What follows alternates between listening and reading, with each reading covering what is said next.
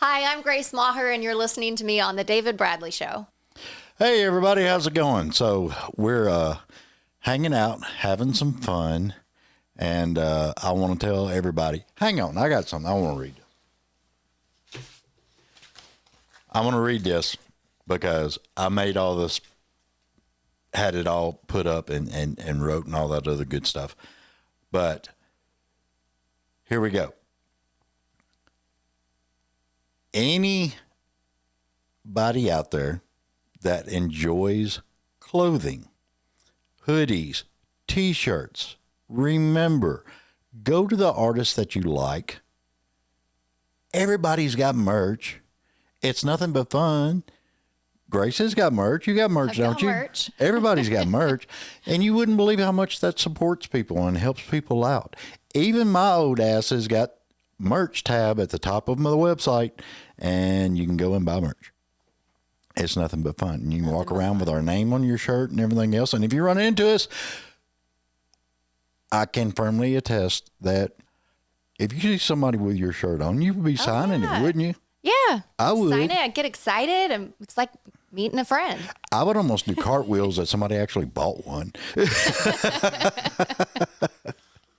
That's just the way it goes. So anyway, I got that done.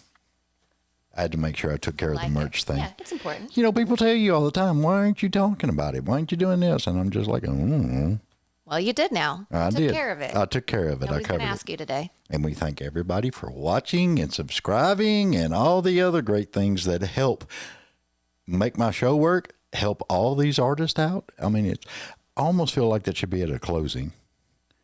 It is kind of like a goodbye, thank you, but we're just getting started. Yeah, I know. That's what's weird. Yeah, that's okay.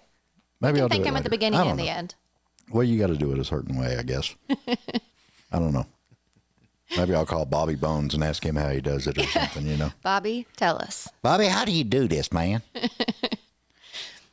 I think you got plenty of experience. You got this. Yeah, okay. That's what people told me when I was first starting all this. Oh, you can do it, you can do it. And I'm like, I ain't got a clue what I'm doing, man. I just like to have fun. How long have you been doing this? This is the 4th year. 4th year. Okay, yeah, because you said 4th Yeah. season. Yeah, this is episode 4 of season 4. Yes. But no, I started, oh God, I was 18 or 19. Wow. Helping a guy out in his basement that he was doing demos, 4-track demos for bands in Nashville. And that's why I learned how to record and do all that stuff. But we were on reel to reel. So we're going way back. Yeah, I'm telling my age. Yeah. I mean, it's but you know what's weird though is I found out a lot of people here lately are trying to get back to that 2-inch tape. Yeah. They like the old sound of it, I think. Yeah. It's more warm. Mm-hmm. That's like a lot of people talk about tracking. Right. You know, you'll have the drummer come in, you'll have the guitarist come in, you'll have the drum player come in, and everybody's doing certain isolated tracks. And then the guy behind the board's going, okay, well, let's put all this together. We were recording everybody in the same room. And we did that for my last several and the 6 that are coming out this year. Yeah. Everybody's in the same room. See, I love that. I think it adds to the warmth. Yeah. Because a lot of people, you know, we went from 8-track, we went to cassettes, then we went to CDs.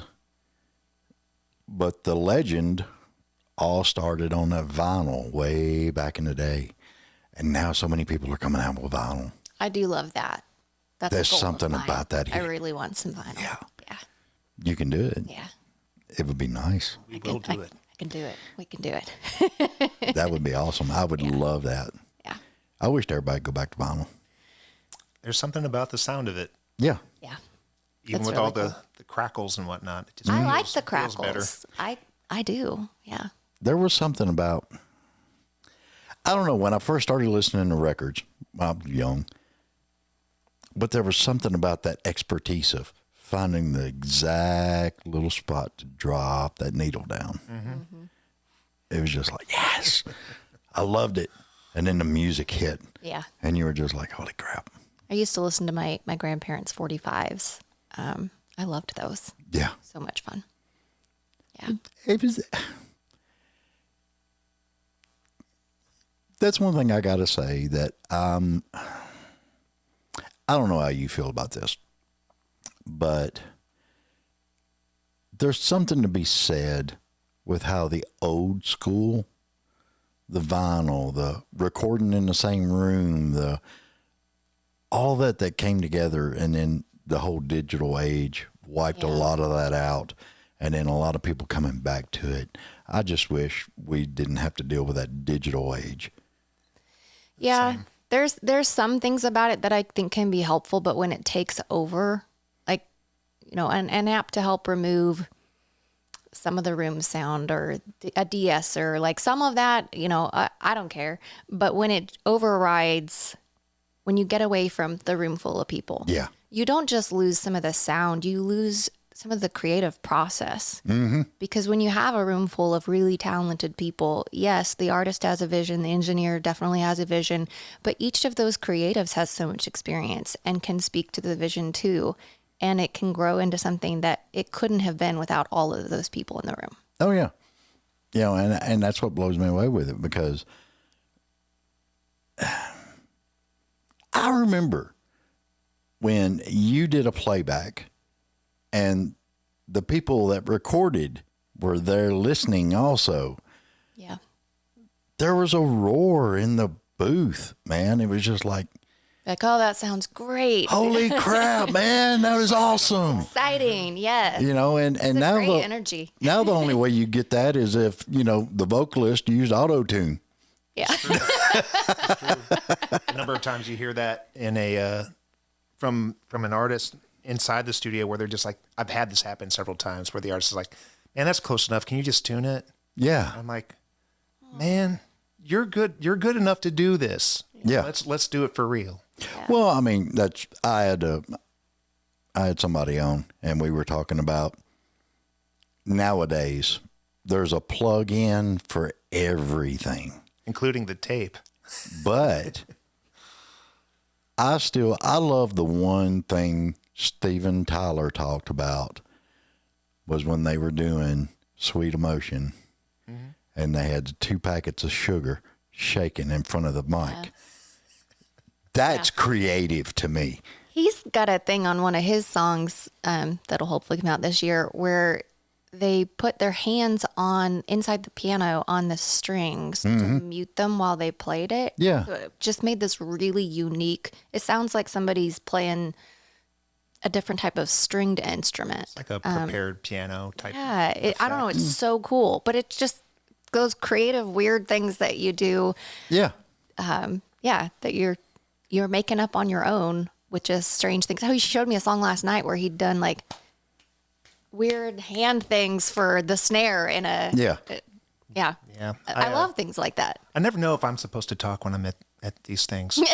I'm talking about you, You're so. the artist, so like that's the thing. Well, she's the artist, but you've got the guitar. Yeah, that's right. true. Yeah. And they did give me a I microphone. was about to say I gave you a microphone. And you're a big part of my process at this Yeah. point. So But I was thinking I did a song for somebody not that long ago where I actually had her write the lyrics in pencil and mic'd the pencil being drawn, scraping against the paper and That put was that the intro, into right? the song.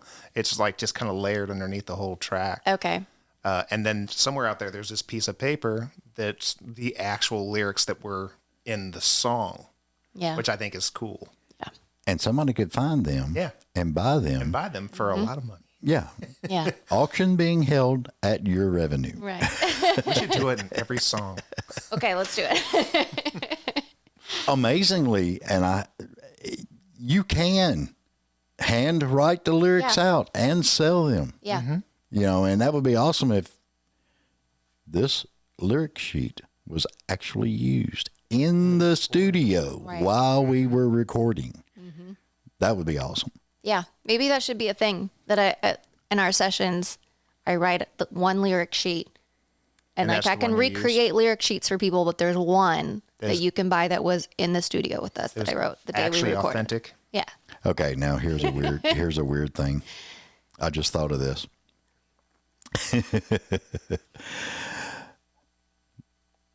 Willy Wonka and the Chocolate Factory. Yeah. The Golden Ticket. Oh, yeah. Do vinyl, And one has... has the lyric sheet. Oh, that's a great idea. That would be awesome. That would be cool. Or you could do 4 with Yeah, the lyric there's sheet. going to be X amount of lyric sheets Yeah. in these vinyls, and you don't know which one has it. Exactly. Yeah. That would be cool as all That would get be out. cool. Weird ideas. I can't keep a one for myself, but I got a bunch of them. Well, thanks for sharing. There's got to be an identifying mark on the ones because they're like, oh, this is a fake. Yeah. I don't know. There's got to be something. There would have to be like, I don't know, you'd have to write, like sign and date it or something. And Well, I mean, And you have somebody could authenticate your signature. do a letter of authenticity. yeah, Yeah, that's true. that's true.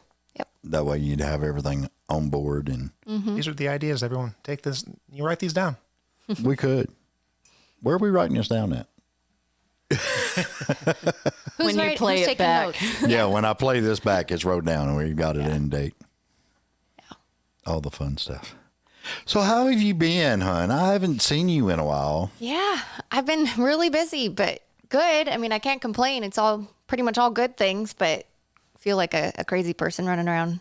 Yeah, work, wedding planning, release planning, trying to keep up with everything. Got a show in Florida next month. Sweet. Yeah. You know, I'm jealous Yeah. because I've seen Kirsty Krause is doing a bunch of shows down in Florida, and you're going to Florida, and Justin Love is in L.A. or wherever he's The at. best time of year to leave town and play a show somewhere warm. It's getting cold. It's time to go. Yeah, let's go. But with the new year and everything else, I'm loving seeing so many artists that I've talked to and helped out a little bit, I hope, getting those tours, man. I mean, they're getting out there, because I've been telling everybody that hopefully listens to the show, if you want this artist in your town, get them numbers up and talk to the people that book for that area and try to get them on. Yeah. It helps out so much. That's a big piece of it, is knowing like where do we play in your town? Yeah. And do they know about us? Give them our name, show them our music. Well, I mean, word of mouth was the big play back in the day. You know, you did the 4-track demo, you sent it out, and you hoped people would book you and do all this other stuff. Now it's just some, guy sitting in an office somewhere pointing and clicking, and Yeah. then he gets in touch with somebody and tries to get y'all booked out there. So, Yep. Yeah, back when I was in Kansas, where I'm from, I worked in marketing for a developer, and we did a summer concert series. So I would book bands. And Yeah. It was whoever I happened to find, or somebody told me about, and then I would go look up the artist, see what kind of following they had, check out their music, and Yeah. decide whether or not I was booking them. But it was just, I would either stumble across them or someone told me about them. Yeah. So it's word of mouth really helps. well, I mean, that's a lot of people think that the music industry is like this huge, vast thing, but when you get down to it, it's really small. Yeah. And if you get into that small arena of friends, it helps out so much. Yeah. And you can go pretty much anywhere you want to go from there. Being in the right circles is very important, because there are certain people even outside of the state that rely on kind of a core group or core groups of people Yeah. to recommend people. And yeah, we've been really fortunate to have some friends who have thrown our hat in the ring for festivals and shows out of town. I love that. Yeah. What I think is really cool, though, is when you're sitting around and somebody gives you a call and you're like, what? Yeah. How did you get my name? Who is this again? And then you're like, oh my God. And it's a lot of fun like that. Yeah. I don't know. It's one of those things.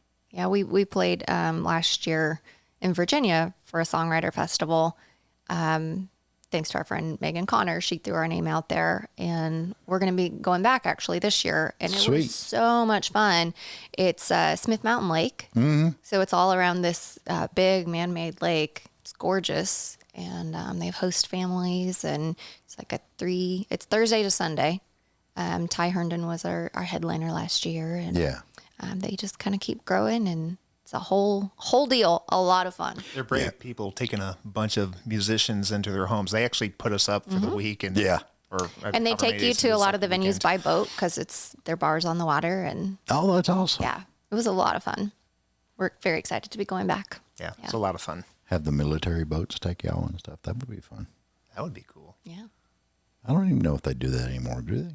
I don't know. There used to be a place up in Bowling Green. I mean, no, where was that at? Was it Bowling Green? I can't remember. I'll think about it later. I'll have to figure We're it all out. in the same boat. No, there used to be a place where you go up there they had a drag racing strip and all that other stuff, and I believe it was up there. But anyway, Okay. they had like the military ducks that went in the water. Oh, like a duck boat? Yeah, duck boat. Yeah. And Pulls off the road and into the water. yeah, and it was those. it was a lot of fun. That sounds That like would a be cool. blast. That's bugging me now. He's got to know. I gotta know. It's bugging me. I I used to can't live remember. in Yeah, I Chicago, and those things used to go by all the time. Yeah. And we had this gigantic, like, police-issued megaphone. Oh, that would be I fun. would stick it out the window, and, like, they're giving tours, and I'd be like, jump in, and on the right, crazy protractor boy. Give him some candy. Oh I was Lord. gonna say I haven't spent a whole lot of time in Kentucky so far. I want to get up there and do more shows, but I have gone up there for the Buffalo Trace distillery, the tour there. It was amazing. That was a really good. It's a historic landmark as well because Beach they Bend. didn't have to close during Prohibition because they became a medical place. What was it? Beach Bend in Bowling Green. Beach Bend. Yep. Okay. It's a theme park, and they got like a drag race, and they don't. I don't think they do the boats anymore, though. Interesting. Yeah. You need to write a letter. Somebody write a letter. Bring back the boats. They still got the drag strip though, Nice. and they do all kinds of stuff up there. I can't believe I couldn't remember the name. I went up there several times. It's the way it goes. It is. It's crazy. There's so much going on anymore. We can't keep all that information in our brains. I know. It drives me nuts. Yeah. I feel like the last couple of days, I'm like, so I think that I have a venue that I would like to shoot the music video for the next song. I need to contact that florist for a quote. And wait, were we playing a show tomorrow night? I'm just like all over the place. And we are. Yeah, we are. Only thing I can tell you is Post-it notes are your friend. Yeah. Oh, I have so many lists in my notes section Yeah. of my phone. I have spreadsheets. I have Google Docs. She is quite literally the most organized person I know. And it's hilarious because I will tell her about something that I have coming up. I'm like, oh, I booked this thing for Tuesday. And before I've even finished this sentence, all of a sudden my phone lights up because it's been put into our shared calendar. Because if I don't, I will forget. And you will probably forget. Likely. Look, You're not wrong. only thing I have to say is you're a hell of a man if you are on her shared calendar, That's very true. because that is a limited calendar. It stays in one It spot. better be limited. I've got it color coded. So if it's something that I'm just doing, Yeah. it's purple. If it's something he's doing, it's orange. If it's something we're doing together, it's blue. So we know, like, do I need to block out time for myself in this? Nope, that's just Mark. I'm good. Yeah. And then I'm the opposite. Whereas I put something in the calendar, and of course I put it in like just my own private calendar. She's like, you didn't put it in the calendar. I'm like, I so did. Look. She's like, but that's your personal calendar. It's not shared. Yeah. He'll be like, I have that thing going on. It's in the calendar. I'm like, I don't see anything in the calendar. You ever want to just have fun with it? Yeah. Be like Often. spa day, That would actually mani-pedi day, Any day. This is just my own personal calendar. like, what? for You're going to mani-pedi the day. spa without me? You know? How Guys dare like to you? party. How dare you? Guys like to party. Guys want to have fun too. I could go for a mani. Yeah. I've actually never had one. He's been like, are pedicures fun? I've heard like some guys I know like a lot them. of guys that like them. And I'm like, yep. Pretty much every guy I've ever heard of getting one, like with their wife or their girlfriend or just on their own, they're like, Yeah. that's actually pretty great. I'm so ticklish though. That's the would thing. I don't lose know if my you'd mind. last. Yeah. Are you the same? Yeah, I That's why you can't do nodded. them. Yeah. I did it one time and almost like kicked the lady in the face. I was like, I'm so sorry. I'm so ticklish. And not to mention, I've seen so many like jokey commercials. I would just make jokes the entire time and probably offend somebody. Yeah. I was really ticklish the first few times, I think. But yeah, I don't know. I can manage them now. Every once in a while, I'm still like twitching while she's trying to do my toes. I'm like, trying to hold still. See, I don't know. I mean, it's like you go in and you're scheduled for the pedi. And the whole time I would be sitting there thinking, are my toes cute? Am I grossing people out just by my toes? I mean, Are they cute toes or That's gross kind of part of toes? the What do phobia, we? honestly, like I wouldn't go just around like men feet are kind of gross, right?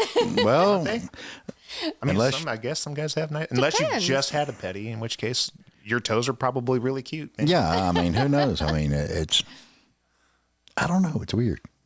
It's funny. Y'all over here thinking about if you got cute toes or not. Man, my toes are so beautiful. No free toe pics. Yeah, Listening. Sorry. yeah. But the weird part, when you're in love with somebody, they could be doing dishes or putting laundry in or doing something totally menial. And you look at them and you're just like, God, I love that woman. And it doesn't matter what they're wearing or anything else. It's just, but then we sit there and wonder, is our feet cute or not? Don't look at me. Don't look at my feet. Equal relevant thoughts. Yeah. I love that woman. Are my feet cute? Yeah. Same level of thought. Don't worry. Your feet are cute. Thanks. Hey. What's up, girl? You been looking at my feet? Goodness. Now he's going to be worried about you taking pictures of his feet. You know that, right? Yeah. I don't want to end up on one of those weird sites. You could probably make some good money though. Right? I'll just pay for your Exactly. wedding. We're worried about paying for the wedding. Yep, that's true. Look, honey, I made $10,000 on OnlyFans just for our wedding From your feet. from the feet. Wow. That astonishes me. Yeah. It happened. Well, it's like some of the YouTube shorts and stuff like that. You look on them, and they're the stupidest, idiotic things that I've ever seen in my life. And then you look at how many views, and they're like 6 million views. And I'm like, Yep. what the heck? How? I think some of it's just like the shock factor. They're like, let's do something really strange that people will be like watching it. It's almost like, like watching a train wreck. You're just Yeah. like, I don't want to watch this, but what is happening? Yeah. I think that's how they rack up the views. They do it intentionally. That's weird. Yeah. I know people that have done like fake proposals and stuff just to get views. And I'm like, oh, I don't love that. I don't like seeing the proposal videos. They bother me Yeah. because sometimes they're genuine. Sometimes there's nothing in the box. Oh. Sometimes there's Yeah. like the girl freaks out and runs away like, no. Don't See, ask. that's interesting though. Like when Well- you see the ones that are like get turned down, like poor Bruh. guy gets suffers humiliation as his bride turns down the. But that's uncomfortable. I don't want to watch that either. Well, I mean, it's uncomfortable, but it's awful weird that I knew that many. Yeah. So technically I was scrolling while watching. So Yeah. weird. I don't know. Yep. I have no clue about all that. Yeah, social media is an interesting one for me. I think if I didn't need it for what I'm doing, I would do a lot less with it. In fact, before I decided to actually pursue music, I had like deleted almost everyone from my Facebook. I had like over 5,000 people because I was doing like modeling back then. And I had this account that just had all these people that I didn't know. Yeah. And so I like deleted almost everyone. I had like under 1,000 people. It might have been like 200. And I was like, this is awesome. And then decided to go into music. And I was like, okay, we gotta grow it again. And it's like, there are pros and cons. Like it's lovely to feel the support. And there are a lot of people that I've actually met at shows. Yeah. And those are awesome memories when they comment on things. And I love that.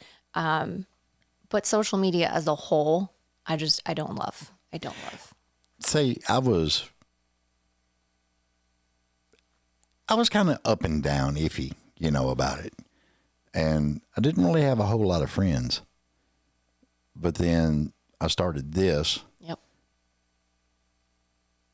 And then, like, you get to a certain level of followers and you're like, yes, Yeah. And then it grows a little bit more and you're like, cool. But that first time that you look and you notice that huge increase, there's a little party going on. Oh, yeah. You want to feel like people are enjoying what you're doing and are excited for you and with you. That part's beautiful. I think it's just like some of the drama that comes with it. And there are unfortunately trolls here and there, and those aren't fun. And then trying to keep up with the grind of like, I have to keep posting. Yeah. I have to keep being present or people will lose interest. And it can be hard to keep doing that and keep doing it in a way that feels genuine, because I really don't like fake stuff. I can't stand it. Yeah. It drives me nuts. Yeah. Actually, Caitlin made fun of me earlier because I said something, it's organic, It's like, are you being yourself? Yeah, exactly. Well, I mean, you take and you look at some people and there's a buying process with a lot of this that I don't like. And when you can buy followers and subscribers and streams and all this other stuff, I think it takes the actual organic out of. We didn't have this back in the 70s. Yeah. We didn't have this in the 80s. Yeah. If somebody liked you and word of mouth got around and people were listening to your music, guarantee you that ass was in that seat. Yeah. They were genuine. Yeah. Right. But when you more authentic about it, like we used to call in and make radio requests. Just to hear, like songs, or then every now and then they would like record you while you're making the request. Yeah, you'd get your voice on the radio, and it was so exciting. But yeah, the whole idea of buying a stream, or getting paying to be on playlists, like it just kind of changes it, rather than being like, it can be really affirming when you're there just because people love the song. Right. The flip side of like paying for things is I feel like anymore, you kind of have to pay for marketing or the algorithms don't get you in front of people. See, and I come from a marketing background, so I know this. Okay. So marketing background. Yeah. I have to ask this because I'm being totally honest. Yeah. I believe the algorithm is a mythical beast like a unicorn. And you got a better chance of catching that mythical beast than you do hitting the algorithm. The algorithm changes frequently. So there's some truth to that. Well, I mean, to me, the algorithm is actually based upon humanity of what they like to see. And that's an ever-changing platform that you're never, ever going to, you can't predict it. There's some truth to it, but they actually do control the algorithm. Like they try to base it, I think, off of people. Yeah. But they do change the algorithm. It's not just driven by what people want to see. They try to figure out what people want to see and they try to put that in front of people. They also change like certain things will do better at different times though, because they decide, okay, people I think want to see more of this. So we're going to push these in front of other people. Right. If you've noticed, I don't know if you've ever noticed on Facebook, like when reels are doing well, they're like, hey, your reels are doing better. We're going to put your content in front of more people. They'll literally tell you that. Actually, I was astonished because this morning I got up and I, of course, logged in on Facebook and I was going through the notifications, and then there was one popped up and it said, you're producing more high quality content. We're putting you out to more people. Yes. And I was like, holy shit. Okay, cool. Yeah. So they liked what the content that you were putting out, and they're like, okay, this is worth pushing in front of people. So that's part of it. Well, that was, it was all based on the new clips and everything that I've been doing. Right. Because I've been, like, every show that I've been doing, I've been releasing more clips of it and everything else. The shorts, I guess a lot of people call them. The algorithm likes shorts right now too, but people like those as well, to your point. Like, yeah. And so you're doing a lot of quality shorts, and they're like, hey, he's consistently doing something that the audience likes, so we're going to put him in front of more people. It's kind of like the Spotify algorithm. If you get so many minutes of stream time, then they'll start pushing you to more playlists. So that's one reason frequently releasing music and keeping people excited and listening. So they're listening to one of your songs, and then you release another one and they're still listening to the first one because it wasn't too long ago. So now they're spending 6 minutes listening to you because they listen to both songs. You release another one fairly frequently, releasing songs, and they're still interested in the last one. It increases your listening time. And once you get up to like 30 minutes of listening time that they're like, people are really listening to this artist, they start pushing you to more of those editorial playlists, and Spotify themselves gets behind you a little more. Yeah. I'm still working on getting there, but it is growing. I don't know. I mean, you kind of got a grasp on all of it. I don't see why you're not already there. It's just a matter of releasing more music. I am getting more streams consistently than I was in the past, for sure. Well, okay. Now, if you can get all that from releasing music, releasing songs, is it really worth doing an album anymore? Just stay consistent on recording singles. I think the singles are smarter in a lot of ways. I think there's still some value to albums, but I think the best way to do it would probably be to release most of them as singles and then complete it as an album. Yeah. People like to see a continuous work. But I think that algorithm actually kind of revitalizes your singles. So if you release a bunch of singles and then all of a sudden put them together into an album, record, whatever you want to call it, right, and then re-release them, all of a sudden it feels like new content again, and then you start building again on the streams of the same songs that you've already had out.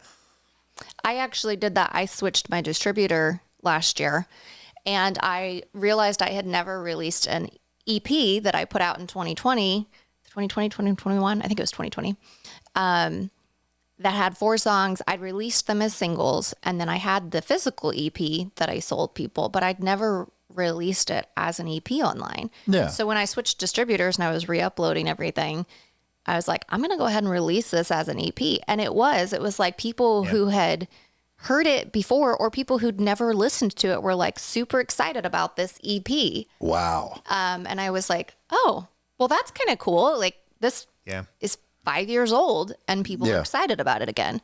Yeah. See, I love that. Yeah. Because I've actually, because I know artists will release a single, and then I know there's some that they may go into the studio and record 10 or 12 songs. Yeah. But then they'll take over that whole year and release one song a month. And then they'll do, like you said, they'll release an EP, 6 songs, and then they'll release another EP, 6 songs. So I'm like, are we losing the age of the album? In a lot of ways, I think we are. In a lot of ways. In some ways, it's good. There's no such thing as a B-side anymore. Like, I feel like it's raised the bar on, like, the songs that, there's always, like, those couple of hits on a record, and then the rest of it might be okay, or didn't have the excitement behind it. And those were the ones that didn't really get listened. Those were the B-sides off your 45. Yeah. And now I feel like every song has to be single worthy in order to even be up on there, because otherwise you're not releasing quality. Well, and at least gets a chance. Like So next each thing one you know- kind of gets highlighted, so Yeah. it's like you're not going to overlook it. Yeah. If you're releasing it as a single, so even if people don't love it as much, they still have heard it. Yeah. See, that's I love the B-side on the 45s. Yeah. I would There's some play. hidden gems in there for sure. Yeah. I mean, oh God, there's so many hidden gems in there. Yeah. It's crazy as all get out. Well, it feels like those are the songs that do the less typical things. They're like, oh, this song isn't going to be a hit because it didn't do 1, 4, 5, 1. Yeah. And Yeah. but so they actually got experimental on it and did something unique, and like, wow, that's the stuff I like. Yeah. And I listened to a lot more CDs, of course. And in my time, I did listen to the 45s a lot when I was little with my grandparents. But then as I was in my teens, I was listening to CDs. But even those, it wasn't the radio singles that were usually my favorite. Yeah. Yep. So anyway, we've been talking about everything. Yeah. I want to get back to you Okay. because you did the modeling and all this other stuff. What actually triggered you to make you decide to get into the music? Yeah. Because I feel like there could possibly be a backstory with Yeah. that. Yeah. There is. Let's see. So I used to sing with my family, but it was like maybe once or twice a year we would sing at church or something. Right. I'm one of 10. So it was me and all my siblings, and I would sing a harmony part usually and try to blend because it was terrifying being on stage. I was not comfortable singing in front of people. Oh, yeah. Yeah. But then in my 20s, I did a lot of like therapy and was going to this therapist every week for about 2 years trying to deal with a bunch of stuff that had happened in my life. Yeah. And it was towards the end of that time, I started just getting really clear that I was like, I'm supposed to do music. And like, I don't know how any other way to say it is, just like I felt like I was led to do music. Yeah. And I thought it was stupid because I felt like I'd kind of had a drinking problem previously. And I was like, music is all in the bars. That's not a good idea. But I just could not shake that was what I felt like I was supposed to do. See, I was like that too. I always felt like I had a drinking problem. And it was pretty bad when you're 19 years old and you're driving around and you've got a cooler of beer iced down all the freaking time in the back of the car. Car bar. Yeah, basically. Yep. All my friends knew where to go. Yeah. Yeah. But we did a lot of bonfires and you know, people bringing out the guitars and everybody singing and having fun. And that's where I learned where I couldn't sing worth a shit. But anyway, there's always Brought that the party. there's always that backstory, you know. Yeah. It's amazing because people don't realize in certain times in their age where music was a big part of how things shaped you as a person. My mom said when I was younger, she knew there was something wrong if I didn't listen to music at some point during the day. Yeah. It used to be I just always, every chance I got, I would turn on music. Yeah, it's always been something that I've turned to kind of to process, to make me feel better, to sit with my emotions, whatever it was. I listened to a lot of Leanne Womack and Alison Krauss, and sometimes even just soundtracks from movies. I would just play them over and over. Yeah. Because it was how I sat and dealt with things with Yeah. music. I just loved music. Yeah. And Coyote Ugly came out. I was like totally into that show. And I love the music from it. And Yeah. every divorce, there was Can't Fight always the that one Moonlight. band, you know, I had to listen to it. Yeah. Yeah, exactly. There's always, I feel like every heartache, there's a correlating song that gets you through. Hang on now. We're starting to write a song here. Yeah. Every heartache, Yeah. Yep. there's a song for each one. There's a quite a few songs I think that I've stumbled across through the years that I'd be like, that's the one I turned to for this season. Yeah. And yeah. I think even when I was moved here finally and was singing, I did music with a band back home for like 2 years. No real plans to move to Nashville at first. People would ask me and I'd be like, no, I don't think so. And then all of a sudden it was just, again, like, I'm supposed to be in Nashville, and moved here. And then it was like the Sugarland song, Gotta Be Something More. Yeah. That was like my song that I would really get into when I would do a cover song. I'd be like, that's one I can get behind, because I was like, but I gave my 2 months notice at my job back home in Kansas. Oh, you're so sweet. But yeah, that was my song that I would listen to when I would think about like, yeah, this is part of, what I can get behind of moving to Nashville. Like, I knew there had to be something more. Yeah. Yeah. Well, that's because I don't know about you, but when it comes to people writing songs, if you actually talk to the people and you kind of know a little bit, then the music that they're putting out, you kind of know there's some backstories and there's some stuff going on. And when you came out with Stronger. Yeah. Yeah. Stronger was a tough one to write and to release. Yeah. And I was just like, wow. And then Heartland, you was on the Heartland thing. Yes. And they played it on Heartland, I think the day after Christmas or day after Thanksgiving. And then they played it. I found out like there was a place in Missouri, I can't remember the name of it, but it was like a woman's rehabilitation center that they put it at that week too. And of course I had been doing stuff with Thistle Farms. So some of the women's from their program, the Thistle Farms program, were in the music video too. And that was really cool and really special for me. I still, like, every time I watch it, if I see Tammy, I tear up because I'm like, oh, it's Tammy. Yeah. But that's what I love, because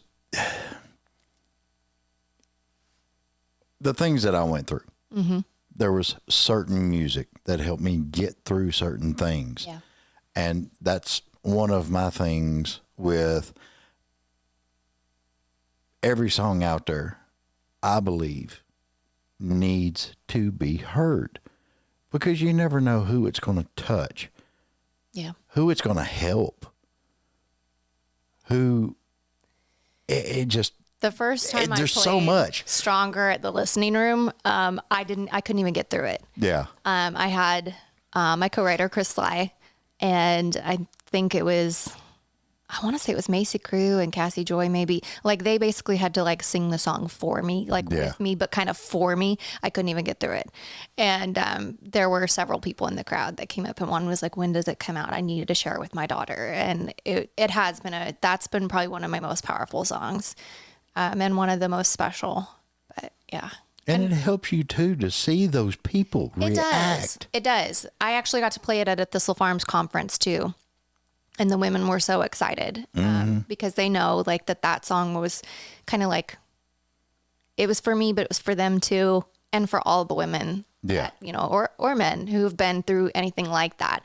And so that song has always been really, really special. It's really special to share with other people. It's really cool to see their reactions and see like somebody else gets to feel seen and be like, somebody else went through something really tough. And they came out of it okay on the other side. Like, yeah, there was a lot of work, a lot of heartache, but they're okay. And I'm going to be okay too. Yeah. I love that. Yeah. That's what I think everybody needs to be that way. Yeah. Because there's only so many times you can write a song about somebody dancing drunk in the headlights. I mean, one more. Always. In their Daisy the Dukes. answer's always one more. Yeah. In their day. Yeah. There's one more. Yeah. Well, and Whiskey and Jesus was also because, like I told you, I felt like I'd had a drinking problem. Yeah. And then, like, my dad was a deacon and an elder and grew up, like, starting churches and all of this. And then I had an uncle who was dying of liver failure and took his life. And so I'm like, I came from both sides of that and was realizing one day, because I was, doing something religious, I think, but then thinking about how I was pretty sure I still had whiskey in my bloodstream from the night before. And I was like, what a contradiction of two worlds. But they're both part of what has made me who I am. Yeah. And so, yeah, that's kind of where that song came from too. Yeah. Oddly enough, back in the day when I thought I had a real bad drinking problem, I realized that I did. Yeah. And I had several friends tell me, you know, dude, look, if you ain't got beer in the trunk, you got whiskey underneath the seat. Right. You got to stop this. And I was just like, yeah, I don't know if I can. That was my problem. And then one of my other buddies rolled one up in front of me and said, oh, yeah, you can. And I was like, okay, well, I'll try this, you know. And I was like, did it work? The bad part, and I've got to say this because this is the truth. Yeah. The bad part was you ended up with cotton mouth. Yeah. What did you do when you had cotton mouth? Need a drink. I needed something to drink. Yep. So it was, I walked away from all of it. Yep. One hand scratches the other. Yeah. I actually went, totally drug and alcohol free for almost 20 something years. Wow. Man, good on you. That's awesome. amazing. Yeah. And it wasn't because I was addicted or anything else. It was just a choice. Yeah. You know, I drink less and less just because I feel better without it. I don't thankfully have the problem like that. Before I felt like I'd be like, I'm not going to drink tonight. I'm not going to drink tonight. And then it was a Band-Aid for me. I was not in a happy place. And so then I'd be like, okay, I'll just go out and have one drink. Yeah. And then once I had one, it was like, I feel better. I think we should have a couple more. And so I couldn't stop. So that was my problem. And I did quit like for an entire year, a couple times. And now I drink, but I drink a lot less. And I'm like, I feel better when I don't, but I still enjoy it sometimes. Hurt a lot more now, though. They do. And the thing is, I don't even have to get drunk to have a hangover. Yeah. The older you get, I can attest that it's like, this is not fair. I used to like party hard and be fine the next day. And now I have like two drinks, don't even get a buzz, and I have a hangover. Yeah. You know, it's like, but the stories their friends would tell you later after I was drinking and stuff, and it was like, what? Yeah. I did what? I think the older I got to, it was more like, maybe I'm not super proud of that. So maybe I don't want that to be who I become or what I do. So maybe I stay in more control of my behavior. Well, I mean, you know, when your friends talk about the drunk girl dancing on top of the table and she's pulling her shirt off and all that, everybody's like, yay. But when I did it, they didn't cheer. There was no cheer. There was nothing. But there was video evidence. Yeah. Oh my gosh. Nope, that is one thing I am so grateful for is that there is no video of my wild my wild days. Trust me. Because back then it was disposable 35 millimeter cameras or the Polaroid one shot. Remember them? I do remember them, sadly. I think there was T9, phone cameras, but those were so grainy you weren't going to be able to even tell who was in those photos. Yeah, but I was doing stuff in the 70s and the 80s, so I got by with a lot. I love that. Yeah, it's a different time for sure. Oh, yeah. Yeah. Yeah. Because eventually some people are going to forget some stuff and I'll be free in the clear. It's like it never happened. Exactly. Except for I got two friends that I've had since first grade. And every now and then, we'll hang out or do something or. That's kind of fun when you got just like those couple people. Yeah. But then those couple of people every now and then, they'll be like, hey, you remember? No, shut up. I don't remember nothing. Don't run your that mouth. for another 2 years when it's past the statute of limitations. Yeah. Yeah, exactly. Then I'll remember. That's funny. Yeah, I was thinking that with my sisters the other day. It's like there's certain people that are the only people that know certain parts of your story. Oh, yeah. Or lived through certain things with you, and those are special. And hopefully they understand, that, you made them an offer they can't refuse, Exactly. You don't say nothing. That's nothing. right. Yeah. Mum's the word. My sisters are good. Like we've got each other's backs. We're not going to share any of that. Oh, that's cool. Yeah. Man. Yeah. I don't know. I was kind of glad I was an only child because I don't think I could. Oh, were you? Okay. I don't think I could have lived with siblings. Yeah. I think My hardest thing would be the first time I heard, I'm going to tell Mom, I'd be like beating the crap out of them or something. yeah. You're not going to tell anybody anything ever again. Yeah, some of my brothers and I did that. Yeah. You're like, you're going to do what? Yeah. And then we were on the ground wrestling. Yeah. Having fun. Yeah. Okay. No, we were mad at each other. You're like, you're not going to tell Mom. Like, we literally fought. Oh, yeah.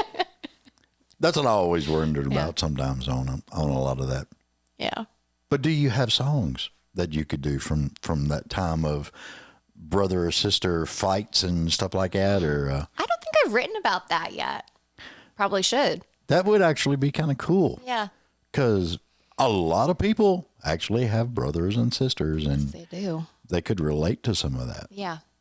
And to your point, it wouldn't be another drinking in the back of a truck bed. Exactly. Like, or dancing in the headlights. Yeah, it would be like, Something different. the brother or sister was going to sneak out of the room and you were standing there going, I'm Mom. Yeah. And it'd be. I think it was fun. Noah was planning to run away one night. And he like took the screen out of the window, but then he was letting us know he was going to run away, kind of thing. It was really, now that I think back on it, I wish I could remember all the details, but it was kind of cute because it was like, you don't like announce to everyone that you're going to run away if you actually want to run away. I'm running away in secret. I'm telling everyone. Yeah. Okay, we're going to put this whole production together about taking the screen out. Yeah. And you're going to run away. Yeah. Yeah. He just wanted you to say, no. Don't run away. We'll miss you. Yep. I'd have been standing there going, you want me to help?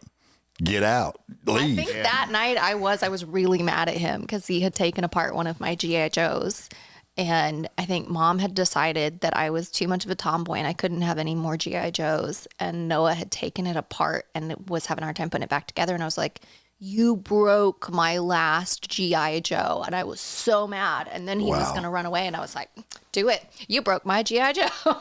Well, Can I have your room? Yeah. here's something weird.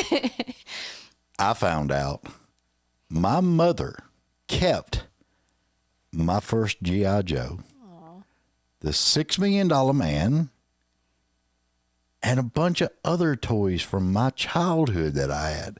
She still got them. Aw. And I'm like, I don't know if I want to be excited that I get my toy back. Right? Am I excited or is this? How much is this damn thing worth now? Could I sell it? There's still an excitement about finding your old toys, like because Yeah. you remember what it meant to you. $6 Million Man, come on. Oh, dude. People had the $6 Million Man action figure. Yeah, it had the little thing where you could look through the back of his head and through his eye. That is worth something. Yeah. Had the bionic arm that you pushed a button and it would raise stuff up. Yeah. It was all kinds of cool. When I see that stuff at antique shops now, Yeah. Get excited. I kind of do. I'm not going to lie.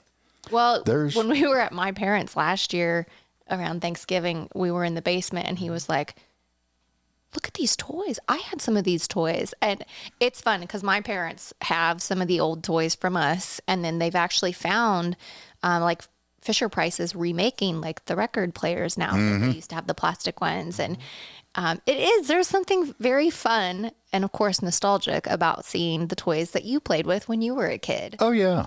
Yeah. It really is. Because she's actually got, oh, God, this goes way back. I was little. She has the Snoopy snow cone machine Oh, wow. that you put the ice cubes in and it shaved it off the front. Yep. And yeah, That's cool. wonder how much that's worth. You could be a wealthy man. Probably a bit. Yeah. Yeah, I would think so. I mean, it's amazing all the stuff that she actually kept. That's cool. It's amazing how much stuff I forgot I had. Yeah. Mom used to have us like once a year at least, I think it was, we had to go through our toys and we'd be like, you can keep this many dolls, this many of this, and the rest has to go. And it was, but I couldn't get rid of any of them. It was very painful. But with 10 children, especially. That's what I'm thinking. You couldn't have we would have overrun the house with My toys. son, after Christmas, every freaking year, goes through his son's room. And he's only got one kid. Yeah. My grandchild. And he will clean out and go through stuff to get rid of because this kid has so much stuff. Yeah. Yeah, you'll get overrun easy. Yeah. And it's my oldest nephew, his first birthday party. So he had, all his aunts and uncles on his mom's side, 10 of us. And then his dad was one of 8. His first birthday party, his parents said, no more. You cannot bring gifts to his birthday parties ever again. Because all of us were so excited about our first nephew. We each got him a gift, and it was ridiculous. It's like, we don't have room for this. Yeah, but you're looking at if I'm doing the math 9 right. 9 and 7, 16, but then you got grandparents too. Yeah, so I mean 18, you're roughing it out to about 30 presents for one. Yeah. Yeah, and that's just the immediate family, or the aunts and uncles and grandparents. Yeah. Only suggestion I got is if everybody would get together, buy maybe 1 or 2 presents, Right. and then start a savings account. Y'all put Seriously. money in Yeah. That's smart. for this kid, and he can't touch it until he's 20 years old. Or you all go in that's a together great and buy idea. a Porsche for a kid who's 5. Yeah, I think the first idea was better. Yeah, okay. I don't know. The Porsche could be cool. That's a pretty good gift. I'm thinking. Just saying. I think his parents would have appreciated it, but Well, I mean, y'all were fixing to get married, so I mean, I'm thinking, he needs yeah. the family to everybody get together, and I need land. I think it would be cool. True. He pulls off in the Porsche with the little, With the cans. cans and all that stuff behind it. I'm okay with this. We're more old pickup than Porsche. Yeah. Though I would not turn I wouldn't turn down a Porsche. Porsche because Yeah. it's a good gift. Yeah. Just because it's a Just putting it thoughtful out gift. there. If any family member wants to get us a Porsche for Yeah. our wedding, We would not say no. We will say thanks. The weird part about it is, if you came up with your music and everything, and you made $1 million one year, would you really buy a Porsche? No, No, sure wouldn't. Because I would buy I'm a like, bank account. even if I was to make, hell, I'll keep it low. If I was to make $50,000 or $60,000 in one year, I don't think I would do that. Yeah. I'm just weird. I mean, I guess I'm I've always, people have asked, what kind of car would you get if you were really wealthy and everything? And I'm like, I've never been like, there's a particular, I would get this car, but they kept asking. And I was like, okay, maybe if I was grossly wealthy and I'd, given a bunch away to dig wells for water and I'd done all the things and I just really wanted a cool car, I'd get an Aston Martin just because they're classy and beautiful. But I probably wouldn't ever actually do that. Yeah. I don't know. I'd be nice. A nice little SUV would be great for me. You've already got the best car ever made. Just the 4Runner. Yeah. true. Would you love the 4Runner? I love the That's 4Runner. a great car. That's your car, though.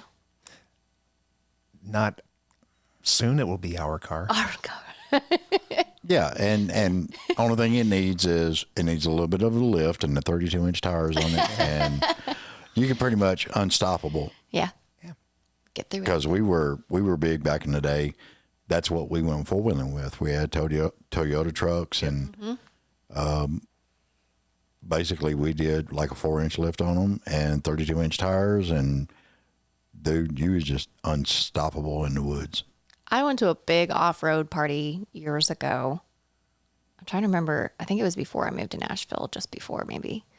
But it was when I was visiting back home. I can't remember. It was in Missouri, and everybody had the Jeeps, trucks, all the ATVs, and some of them were jacked up, some of them weren't, and it was crazy. Like we were going up hills and across creeks and sliding down the hill into trees. And I'm like, we're going to mess up the Jeep. And they're like, oh no, we do this all the time. It's what we do. Like if it gets messed up, we'll fix it. And I had never been to something like that. It was a lot of fun. Oh yeah, it's fun. Yeah. There's actually off-road parks in East Tennessee. Very nice. Wind Rock, all kinds of places out there. Yeah. Been out there many a time. Any family members out there, if you want to get us a lift kit and 32-inch wheels, we will also say thanks. Or just throwing this out there. Or why not get something that's actually made for that? True. Get you a razor. That could be fun too. You could get a Can-Am or a razor or any kind of side-by-side. That would be awesome. That would be fun. You was talking about land. Time. Yeah, we can use it on our land. You was talking about land. Yeah. You could get the Ranger, and it's got the. I like coming here. We get good ideas. Yeah. Yeah, I know. And we can fun. broadcast them. Well, yeah, for all the people that are going to be all of the wedding presents. People that we don't know would like to get us a razor. Or you don't even have to be a friend. You don't even you have will to become know us a friend. personally. We will still say thanks. And drop your Venmo at the end. Yeah, drop your Venmo, and anybody that wants to sponsor Grace or Mark. Yeah, exactly. It would be cool as all get out. So, I got a feeling we could sit here and talk all daggum day. So I'm sure we could. Daggum. I stole that from Justin. I got to admit that. In it. I've been eyeing a hat. I want a hat. It would be I think funny. he needs more stock from what I've heard. I think they. Runs out of those hats. No, he needs somebody to do the merch for him. Yes, he does. That's just. Yeah. That man has got his hands so full of all kinds of stuff. It just amazes me. I love it though. So you gonna do a couple songs? Yeah. Any? Let's see. What do you want to play? Let's do. The one? Do you want to do the last release with me? Whatever you want to play. Honey. You forgot to say honey. Honey. Whatever you want to play. Let's do What the Lonely Do. Yeah. Okay. Start I know with that one. Yeah. Unfortunately, Justin Lover can't be here. He is across the country. So I'll be stunt doubling for him. Stunt doubling. Yep. You're going to have to wiggle your foot a bunch. I'm not sure I can wiggle my foot that fast. He has a art form Does. to that. You just need to bottle his energy and I know, right? sell it in shots for people. That'd be I'd amazing. take some, yeah.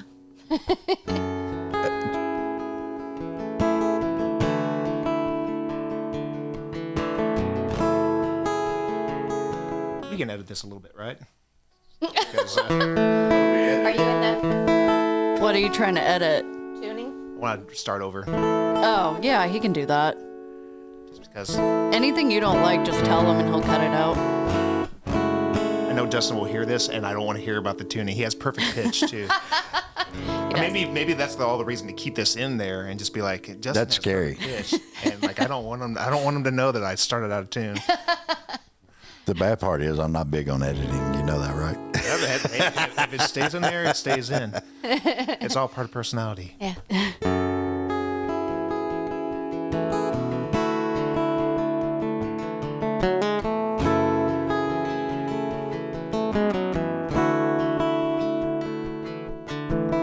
Come home early just to get in bed. Try to quiet all the noises in my head. Get under the blankets and cover up my eyes. My phone lights up, but it's on silent. My doorbell rings, but I I stay quiet, hiding from the hurt, so I stay locked inside. I gave up drinking, but I pick it back up again to get me through. That's what the lonely do, to numb the pain of a heartache, to drown the blame of a mistake, everything to make it go away. That's what the lonely do. Tell yourself that it's not over. Forget when you can't find closure. Pretend you didn't already know the truth. That's what the lonely do.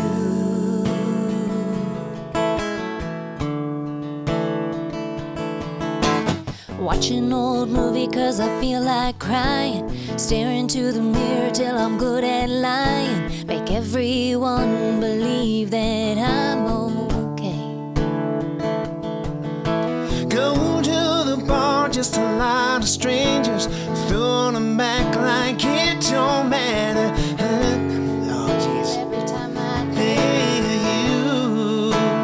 That's what the lonely do, to numb the pain of a heartache, to drown the blame of a mistake, anything to make it go away. That's what the lonely do. Tell yourself that it's not over. Forget when you can't find closure. Pretend you didn't already know the truth. That's what the lonely do.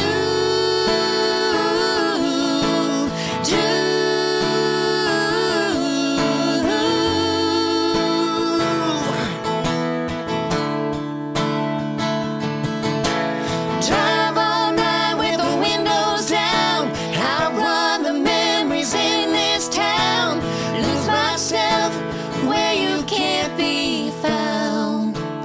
That's what the lonely do. To numb the pain of a heartache, to drown the blame of a mistake, anything to make it go away.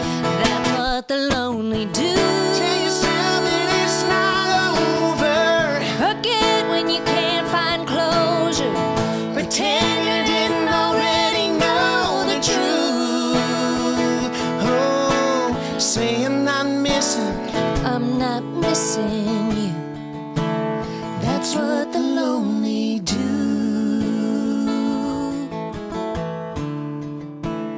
That's what the lonely do.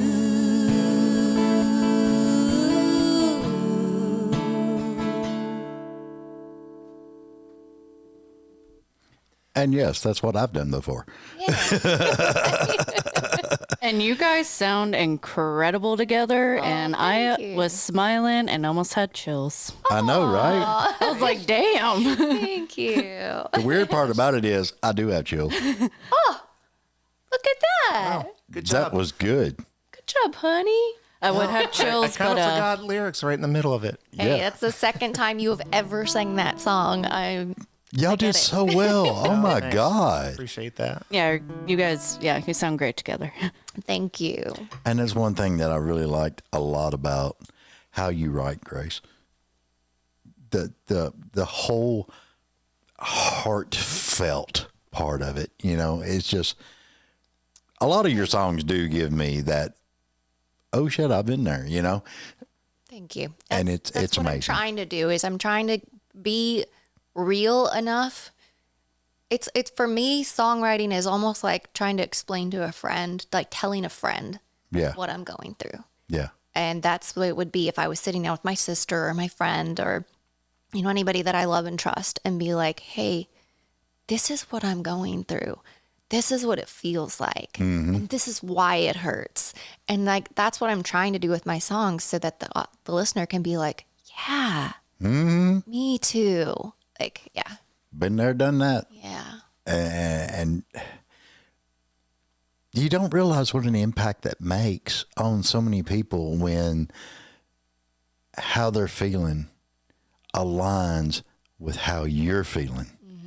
And then you make that song that connects I know just because, like, what it does when someone's successful with it, just because that's why I listen to music every day. Like, I don't always now because I'm involved in it all the time. But, like, for me, music was like a lifeline. It was like, oh, somebody else has felt this. I know that feeling. Yeah. Yeah. Yeah, because that's like, I don't know if you've seen it or not, but it's like certain movies you watch. There's always somebody with a Walkman or something, and it's like they're all the time got the headphones on and they're listening, and they've actually tuned the world out because they're listening to what we had pretty rigid bedtimes. Even in my like mid to late teens, it was like lights out at this time, quiet, you're in bed. And I was a night owl, so I'd just like lay there. So I figured out if I got out of bed and turned on the CD player just really quiet and laid on the ground next to it, I would stay up till like midnight, 1 a.m. We were supposed to be in bed way before that, but I would be listening to the music just really quiet. Yeah. And that was kind of what would get me through. Yeah. That is awesome. I love that. Yeah. Okay, so what else you got? Let's do I love that y'all were just sitting here trying to figure out what you want to play. I mean, I love it. But you've seen what happens when we do that, too. I know. It's pretty awesome. Hey, what if we do the other duet that we did before that one? Will we have time for one more after this, do you think? It's whatever y'all want to do. Okay. Let's do Once Upon a Lie. This was the release before What the Lonely Do. And Mark does know this one because we released it together. I do know it. I'm honestly really impressed that you can just jump in and do What the Lonely Do with having done it one other time. Thank you. I was really like, kudos, dude. Well, thank you. I appreciate that. Yeah. Justin is just a powerhouse singer. It's honestly both kind of are. intimidating to jump into the spot, but Well, I mean, you project on vocals. oh, I'm loud. Yeah. This is a hard one. You want to talk about where it came from? This came out of a dare. I was touring. I used to tour as a guitar player, background singer for a few different artists. And someone on the bus kind of just started throwing chords at me. They're like, I dare you to write one around this or whatever. And they gave me this chord. And I was like, they're like, you're right with that. I was like, all right, I'll try. So I took the chord and an idea over to my friend Katie Cole, who is another amazing artist in her own right. And she had the idea for this song, and then we just kind of ran with it. And it's a spooky little song, and then it sat for a few years, and no one did anything with it. And I was just sitting. It was like January of last year. Yeah. Grace and I were sitting in the kitchen. Yeah. I was sitting there making noise as I do. You started playing a little bit of this. She's like, what's that? I was like, a song that I wrote a long time ago and never really did anything with, which is kind of a story for my life. Lots of songs that I've never done anything with. Mm-hmm. And she's like, could we do that as a duet? And I was like, I've never wanted to cut a song I didn't write on before. Yeah. Like maybe there's well-known songs that are out there that I'm like, man, I wish I'd written that or whatever. But like, I've never wanted to cut a song I didn't write on before. But this song was just so unique and so haunting. I was like, I would love to do this song. And we did, and we shot a music video for it. And every time we sing it, I have the best time singing it. And yeah, I don't know. I just love this song. So it's also a hard one. That'd be great. Yeah.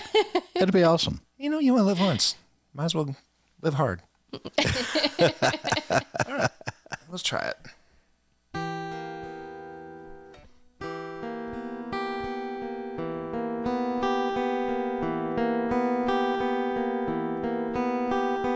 Don't make me far away from here.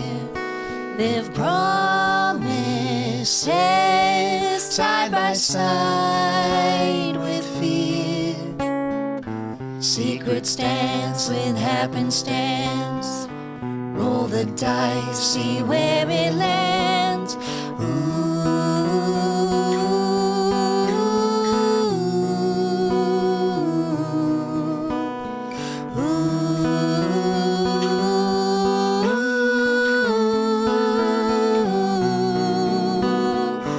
Watch your step, there's no way back from where you've been.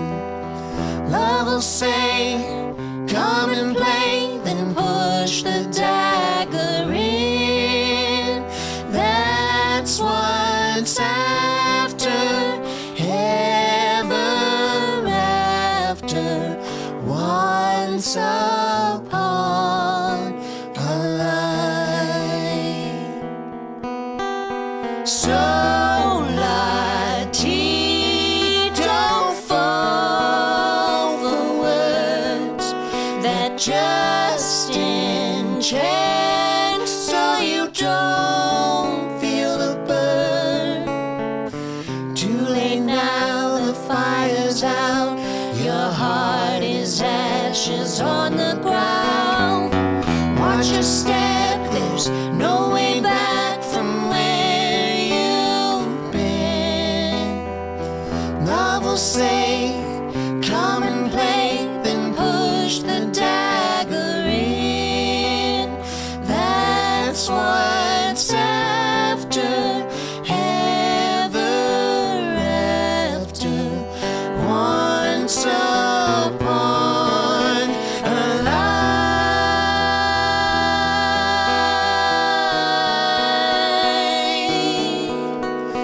Ooh.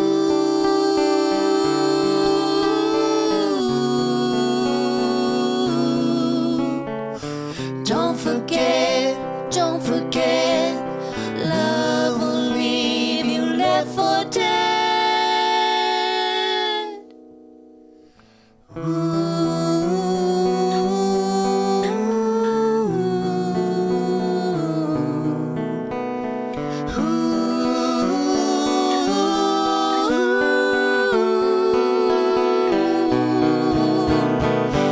Watch your step, there's no way back from where you've been.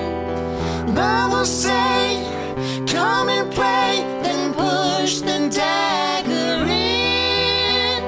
That's what's after, ever after.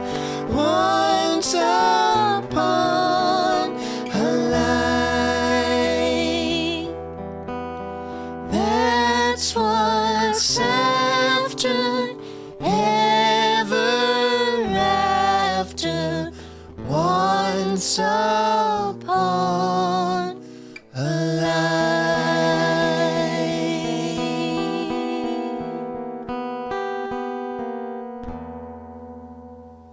Weird chords. Weird chords. Hang on, Caitlin. Holy shit. Guys, that sounded fucking amazing. Yeah, now I got the chills. Thank you. It reminded me of like the duet in Nightmare Before Christmas. Kind of. Yeah. I mean, Yeah. It's definitely got that type of vibe. The Yeah. dark haunting. Yeah. Anything Tim Burton, I am all for. So But that see was why when I great. heard it, I was like, I want to do this song. Like, yeah. Oh, thank you. Thanks. We did. We released it on Halloween. Which is perfect. It's like shot out in the woods with lanterns, like for lighting. That's all we had. Yeah, it was fun. The park ranger came out and was like, "Hey, what are y'all doing?" And then Mark started to play a tiny bit of him, and he's like, "I have to be out here all night, so I'm gonna go now. I don't want to," because it sounded eerie. No. Oh, You can edit it. It'll be fine. yeah. I didn't know where he went. Oh. He'll come back and then close out. We chased him off. He's gone. Yeah. That got me. That got me. I'm sorry. Oh, no apology needed. It's doing its job. It's resonating with people. Yeah. I just, But we joke all the time that like since we got engaged, Yeah. her first song after we got engaged was a song called Single Things. mm-hmm. And then our first song as a duet The next release was the was Once Upon, Once Upon a Lie. We're like, we're really nailing the happy couple thing, Yeah. you know? Oh, yeah. Then it's like What the Lonely Do. Yeah. You really got it with the knife goes in. Yeah. Okay. All right, Caitlin. I didn't stop recording. Oh, you didn't? I didn't know what you were I'm doing. sorry. We'll have a little, That's okay. little cut. Yeah. Yeah, I you doubt can if I cut it. later. Who knows? No, you probably should. Yeah, you know. But oh my God, that sounded so good. See why I got so excited when he was playing that? I was like, this song, like, I need to be part of this song. Yeah. It was a really good song. Thank you. Yeah. Appreciate that. Yeah. It's amazing what happens when you do something on a dare. Yeah, right? Like, I'm so glad that guy Like- dared you. I'm trying to remember who it was that did it, that actually dared. I think it was our video guy. Yeah. But it's like, dude, write this. I'm like, okay. Yeah, I'll get right on that. Oh, Yeah. You never know. you just never know. Well, let's leave him with one more. Yeah. This will be my next release. So this is the one that Mark's gonna throw some backing vocals on it for me, and finish mixing it. Do you know when you're going to release it? I don't have the release date yet. I have a call with my content team tomorrow to figure out when we are doing the content, the shoot. I know I have until the end of the week to finish the mix. I did ask, like, could we have the mix sent to mastering, or have the mix done at least by the end of the week so that we can get the mastering scheduled? Because I'm trying to get it out in February, where there's so much going on. It might get pushed to the beginning of March, but my goal is to have it out real soon here, February, March. Okay. So yeah, We're going to one will manifest it. It's going to come happen. next. As long as your team don't get mad because you played it on my show. Right. No, they'll be fine. I've played it out a few places. I mean, I've played it out a lot of places, but it's coming soon enough that I'm okay with it being teased here. They. Yeah. Yeah. So I wrote this one with Justin Love and Michael J. Okay. And Justin actually brought the hook idea. He'd pitched it to a couple people, and they weren't necessarily feeling it that day. Right. And I was like, I think I get where you're going with this. I think I can get behind this. And I was like, what if we, could we do something kind of old school? I, listened to like Patsy Cline's Greatest Hits was an album that my grandmother sent me when I was early teens. Leanne Womack, like I mentioned, Alison Krauss, some of the real pretty kind of older, Alison Krauss isn't as old, but the Leanne Womack and the Patsy Cline especially was the Right. kind of like, I'm like, I want to do something that feels that traditional, sad, soft country. So we wrote this one. So this will be the next release. Still got the key. I think I do. I didn't hear you play it actually, but I think it's in my brain well enough at this point. If you're gonna leave me, make it uneasy. We've been drifting apart, strangers in the same home. And it's breaking my heart. When did we start living together alone? Words you won't speak in bed next to me. Wish you would say them out loud. If you don't want me to go, just tell me so, 'cause the silence is drowning us out. Make it uneasy. Make it too hard to say goodbye. If my heart's not bleeding, shouldn't we be wondering why? Isn't there more to say? I'd rather feel the pain. Don't let us go without a fight. If you're gonna leave me, make it uneasy. We've been so complacent. We both grew numb. Both grew numb. Darling, let's face it, we've gotta change it before it can't be undone. When we were in love, we wouldn't give up, no matter if it didn't make sense. We won't make this right if you won't even try. So baby, if it's gotta end, make it uneasy.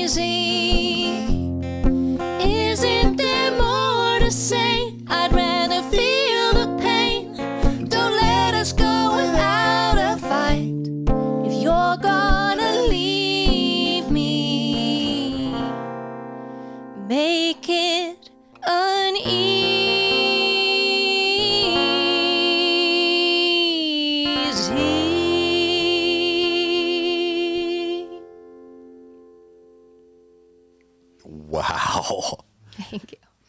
Y'all sound so good together. No, thanks. A lifetime of commitment has been made for that part. Well, will be. Darling, it's going to be so special. It's, holy crap.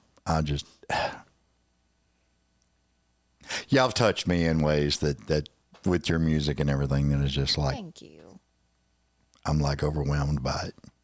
It's just so special to get to do this. Like, you know, his day job is in music too. Like his day job, he's his own boss, but like that's what he does full time. And he was saying like how grateful he is because he loves it.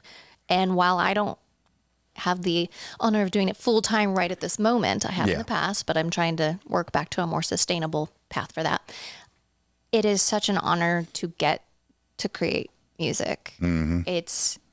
And I don't say that to, you know, I feel like sometimes people say that and it sounds cheesy and like, it may sound cheesy, but I mean it. Like it's so special to me and it moves me. It makes me really excited. And like, I knew we had a really full day today, thankfully pretty much all music stuff. Awesome. And I told him, he's like, are we taking on too much? You know, I know that we've got a lot going on. And I was like, yeah, maybe, but this is the stuff that's going to make me happy. This is the stuff that's going to recharge me. And even though it may feel like a lot to get out of the house and show up for these different things, I know that I'm going to leave here feeling more recharged because I got to hang out with you and talk about music and share music. Like that truly like recharges me as a person. Yeah, because it's I don't think a lot of the people out in general public, they don't realize once you get that music in you and you're doing this and you're doing that, even if it's just sitting and talking to a bunch of like-minded people, how much it recharges you. And it's just like you're sitting at home, hanging out with cousins or your family and just, nuh-uh. Yeah. Wasn't me. Uh-huh. Okay. Yeah. You know, but it just recharges you. It makes you feel grounded. Yeah. The reality of go things is that, yes, we go out and we try to make a living in it, and you know we're doing it for the most part. The reality is we would do it even if we didn't. Yeah. Like you can't turn that off. Yeah, it's very much when it's a part of you, it's a part of you. Oh yeah. There's other people, you know, basketball is a part of them, or you know, doing hair, whatever. There's different things that are part of different people. It is very much that music is a part of who we are. Yeah. Yeah. And I mean, most of our friends are from music. Most of our experiences have come one way or another from something music related. We met from music. From music. Yeah. Our marriage is, you know, was created by music. So yeah. So we had mutual friends that were musicians and that we had written with each other or recorded with each other. And Oh yeah. yeah. That's Yeah. why I get up at 3 o'clock in the morning and go to work. Yeah. Because if you're in the music industry, 3 a.m. yeah. If you're in the music industry, you got a day job. Yeah. Yep. Something has to pay for that dream. Yeah. That's true. Yeah. I mean, he's a mix engineer and producer and everything else. So he does full-time music, but mine, I don't do that stuff. So I have the day job too. Yeah. I drive a truck. Yeah. 3 a.m. 3 a.m. hurts my soul. I know, right? I'm sorry. Every time I get up at 3 a.m., it hurts my soul. Hurts my soul just hearing that. When I clock in at 4 a.m., it really, really hurts my The soul. only time I get up at 3 a.m. is to catch a flight. That's Yeah. the only time. That'd be it, you know. There have been many times that we are still up at 3 a.m. In the past, not so much anymore. That's what I was laughing about the other day. I was like, you know, I remember doing shows, not getting out of the clubs till 2, 3 o'clock in the morning, still having a 30 to 45 minute drive home. Yeah. Yep. Then I got to put the equipment up. Can't leave it in the trailer because somebody will steal it, you know? My first couple of years in Nashville, I remember one of my roommates, she was a teacher, so she'd get up real early and be, going to class and everything. And I would be home and have coffee with her and then go to bed. Yeah. She would go to work and I would go to bed after we had coffee together. Oh, yeah. Yeah.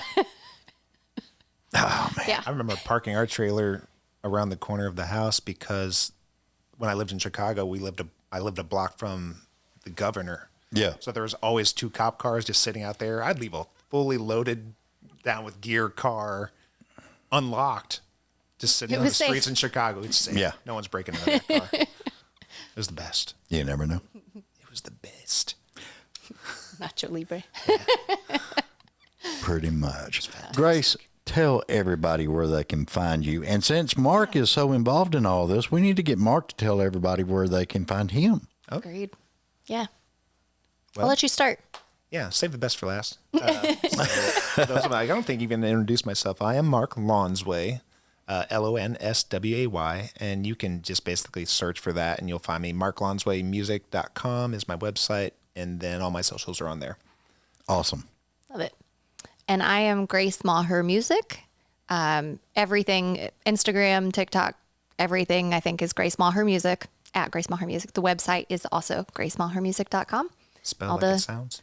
Yeah, I always tell people if you cut it in half, it's Ma, M-A, her, H-E-R. See, I've been pronouncing it Maher. Most He people did do. before he Yeah. met me too. Yeah, everybody does. Even some of our fairly good friends still call me Grace Mayer. So I answer to both. Well, when you get married, are you going to take the married name on the music side, or? Not for the artistry, I don't think. I've a lot of years building Grace Maher Music. I will legally change my name because Right. he was like, you can keep your name. And I was like, I know I can. But I think it's cool to have the family name of Yeah. our, I'll make my music name Mark Maher. yeah.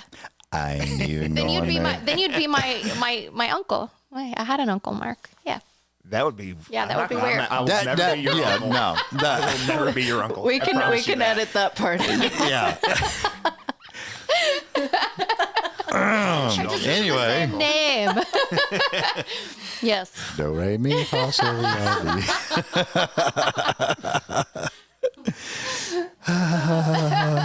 Where were we? I don't know. Yay! Thank you so much for being on. Thank you for having me. Both of y'all are more than welcome back anytime. Thank you. I have so enjoyed this. We had a blast being here, so thank you for having us. Yeah. I love it. All right, everybody, thank you for watching. Thank you for subscribing. If you haven't done it yet, go subscribe. Me, Grace, Mark, y'all go. All the little links and everything will be on the YouTube and everywhere that I post. And hopefully everybody can watch this, because I'm going to do a lot of shorts on this because we have had so much fun with this show. Oh, cool. I love it. So, if you haven't already, please like, share, follow, and subscribe. Remember, it helps us all. Cute little button down at the bottom. Click it. Everybody loves it. And you're helping a lot of people out. Because as musicians, people in the music industry, it helps us out more than you actually know. So we're going to get out of here. Grace, be sure and wave. Tell everybody. Love you. Mean it. Bye. Thank you.